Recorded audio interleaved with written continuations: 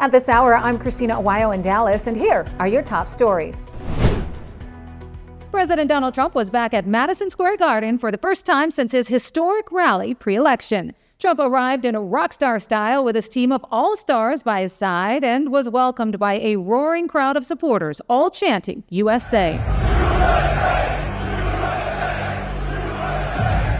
Trump making his first UFC appearance since winning the election, showing up with Dana White, Elon Musk, Speaker Mike Johnson, Vivek Ramaswamy, Kid Rock, Robert F. Kennedy Jr., Tulsi Gabbard, and sons Donald Jr. and Eric.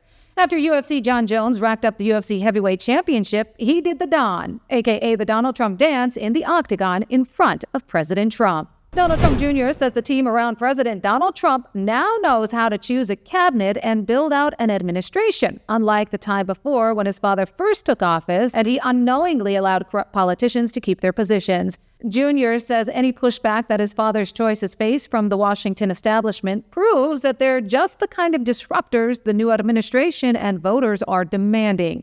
After Donald Trump was elected in 2016, he stocked his early administration with choices from traditional Republican and business circles. Today, Trump is valuing people who have an allegiance to the success of the country above political experience. Just before the Chicago City Council voted unanimously to reject Mayor Brandon Johnson's proposed $300 million property tax hike, people who live in the city tore into the liberal mayor for trying to raise taxes to benefit illegal migrants. If you don't stop what you're doing, we're going to take matters in our own hand, and we're going to stop it. You're a criminal. Why do I got to address you? The feds need to address you. DOJ need to address you, and hopefully Donald Trump will address you. Because you're going to protect the undocumented, while you're going to allow for the citizens in Chicago to suffer. We paid for these properties for a purpose and not for you to go touching it with $300 million that you want to siphon out of the citizens' pockets. Get rid of the illegals! Under your, 33%? C. Joe Lopez cooked that 3% up a long time ago. Y'all called it a circuit breaker. Y'all been talked about it. Remember, before you came in here and gave that jovial speech, you need to be inspected. An election judge in Minnesota is facing felony charges after allegedly allowing people to vote who were not registered. Timothy Michael Scouten allegedly let 11 unregistered people vote, skipping the required registration step.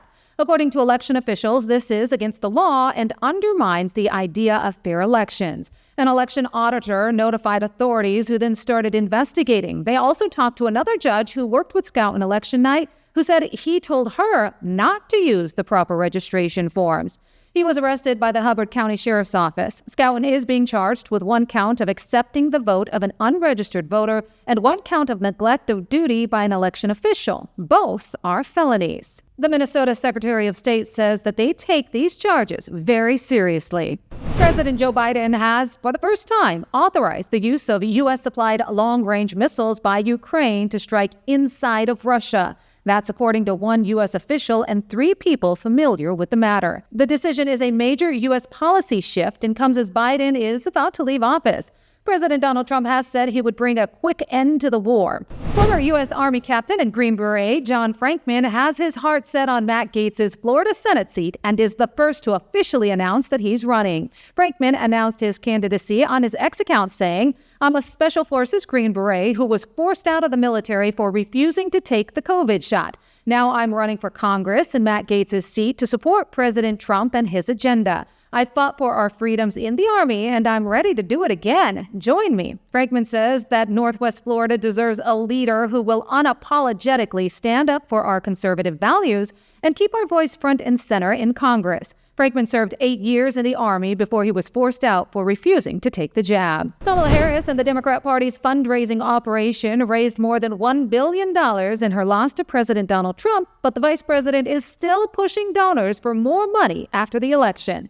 Democrats are sending appeals to Harris supporters without expressly asking them to cover any potential debts. Instead, they're asking them for money to help combat President Donald Trump.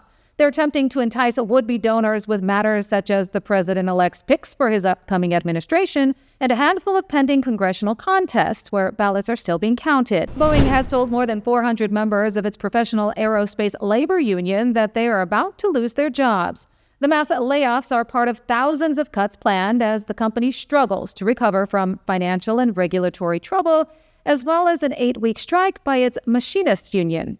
The Seattle Times reports the pink slips went out last week to members of SEPA, letting the workers know that they will stay on the payroll through mid-January. Boeing announced in October that it planned to cut 10% of its workforce, which is about 17,000 jobs in the coming months.